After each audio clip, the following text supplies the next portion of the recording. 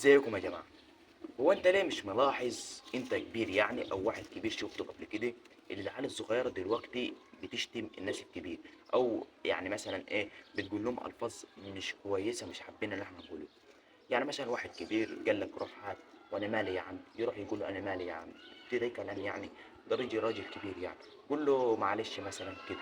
مش ملاحظين الموضوع ده خطر في الدنيا يعني في مصر والكلام ده كله؟ خطر الموضوع ده، والله خطر. ما ينفعش ابنك الصغير او بنتك الصغيره ترد على واحد كبير. خلي بالك الابن اللي بيشتم الناس الكبار دولت او بيقول لهم كلام خارج المنطق يعني.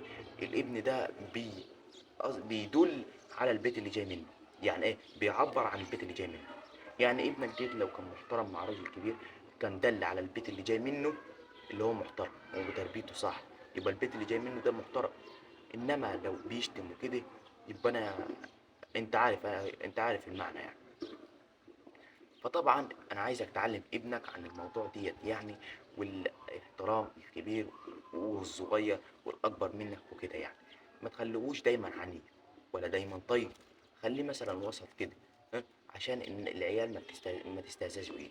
انا بقول لك كده نصيحة مني ليك يعني. انا بقالها حلقة بقدم يعني عن الموضوع ديت، فيا ريت تتابعني. حط لي لايك بقى واشتراك وتعليق، ولا تنسى التعليق يا جماعة. سلام.